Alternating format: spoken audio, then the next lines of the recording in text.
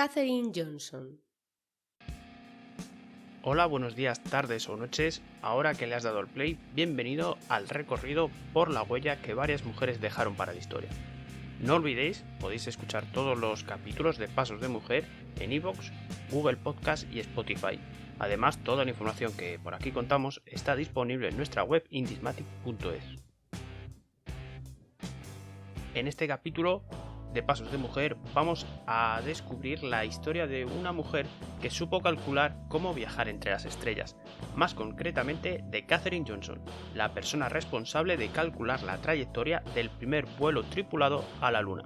Trabajó en las misiones Mercury de la NASA, en los transbordadores espaciales y en los planes para realizar misiones a Marte. La de ella es una historia de superación y lucha contra la segregación racial que existía en los Estados Unidos que vivió. Pero antes de continuar contando su vida, vamos a empezar a situarla por los comienzos. Katherine Johnson nació el 26 de agosto de 1918 en Virginia Occidental.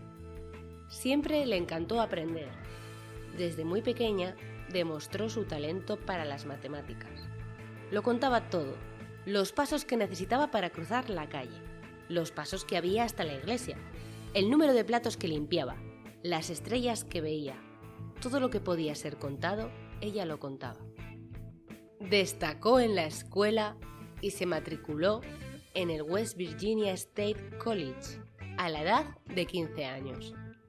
Desgraciadamente, las leyes de segregación racial de los Estados Unidos en aquella época hacían imposible que una afroamericana estudiase más allá de octavo curso.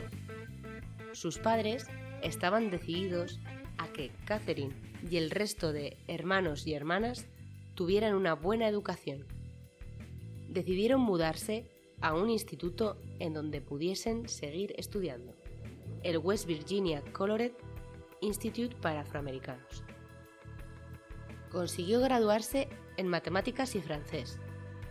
Durante sus años de estudio, tuvo el apoyo de varios profesores, entre ellos la química y matemática Angie Turner King y el matemático Shefflin Clayton, el tercer afroamericano en obtener un doctorado en Estados Unidos.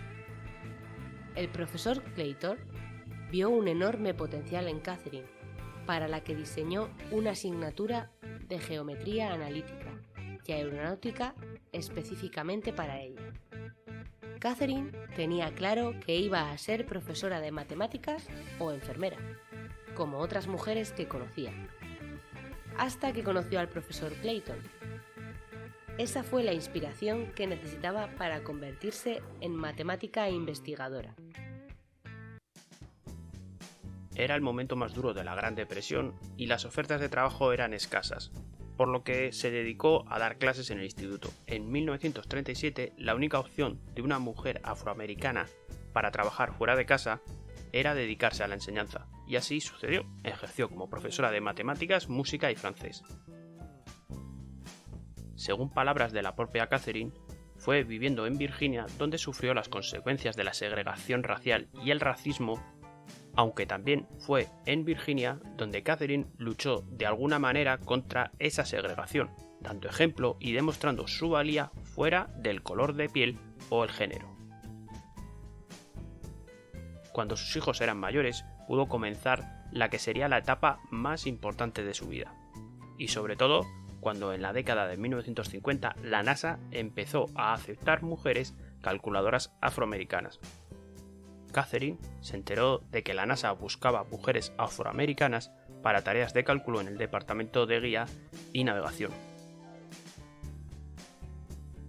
Durante la Segunda Guerra Mundial, las agencias gubernamentales estadounidenses contrataron a miles de mujeres para realizar diferentes actividades. Después de la guerra, en plena Guerra Fría con la carrera espacial como objetivo, la NASA siguió aplicando dicha política, sobre todo cuando la Unión Soviética dio el pistoletazo de salida en la carrera por conquistar el espacio con el lanzamiento del Sputnik. Katherine empezó a trabajar para la NASA en 1953. Pongámonos en situación. sobre el trabajo que empezó a realizar. Como experta en matemáticas y geometría, su trabajo consistía en realizar todas las operaciones y comprobaciones de cálculo que realizaban los ingenieros aeronáuticos. Ese era el trabajo silencioso que las mujeres ejercían sin preguntar nada. Pero Catherine no se conformó solo con hacer aquel trabajo. ¿Sabéis la frase que dice "la curiosidad mató al gato"? Bueno, pues con Catherine el gato tiene 7 vidas. Ella empezó a plantear preguntas, quería saber los detalles de aquello en lo que estaban trabajando los hombres, ya que no le estaba permitido asistir a las reuniones en donde se trataban esos temas. Y pidió poder ir a las reuniones de los ingenieros para poder discutir esas cuestiones con ellos. Preguntó si iba contra la ley que una mujer estuviera presente. Su curiosidad dio frutos. Le contestaron que eso no era común y tampoco ilegal. Así es como Katherine Johnson empezó a asistir a las reuniones. Su aportación a la NASA fue vital como calculadora humana, encargada de llevar a cabo las operaciones matemáticas necesarias para que el hombre llegase al espacio. Las calculadoras humanas se encargaban de las ecuaciones y describían cada una de las funciones de las aeronaves, pero no estaban involucradas en la totalidad del proyecto. Su labor de calcular los trayectos de las naves era realizada exclusivamente por los blancos. Ella fue una de las primeras mujeres negras en ser parte de ese grupo de trabajo. Con el tiempo fue destacando no solo por sus conocimientos, sino también por sus capacidades de liderazgo. A pesar de las barreras iniciales que sufrió al inicio de su carrera debido a su doble condición de mujer y afroamericana, poco a poco se fue ganando el reconocimiento que se merecía. Calcular trayectorias de vuelo implicaba el uso de complicadas ecuaciones de geometría y Catherine era extraordinariamente buena en ese campo. La pusieron a trabajar en la misión tripulada Mercury de 1961. Fue la encargada de llevar a cabo los cálculos del proyecto Mercury, desarrollado por la NASA entre 1961 y 1963. Calculó la trayectoria del vuelo espacial de Alan Shepard, el primer estadounidense que viajó al espacio a bordo del Mercury Redstone 3 en 1961. Este lanzamiento fue realizado 23 días después del primer vuelo orbital de la humanidad del cosmonauta Yuri Gagarin. Según palabras de Catherine, al principio, cuando me dijeron que querían que la cápsula bajara en un lugar determinado y que estaban tratando de calcular dónde y cuándo debían hacer el lanzamiento, les dije: dejadme hacerlo, decidme cuándo y dónde lo deseáis en la Tierra y os indicaré cuándo debe de despegar. La NASA empezó a utilizar computadoras electrónicas en 1962 para realizar cálculos. Ella fue la encargada de verificar las cuentas producidas por la máquina. Su habilidad en matemáticas era excelente, pronto se convirtió en una autoridad en el cálculo de trayectorias.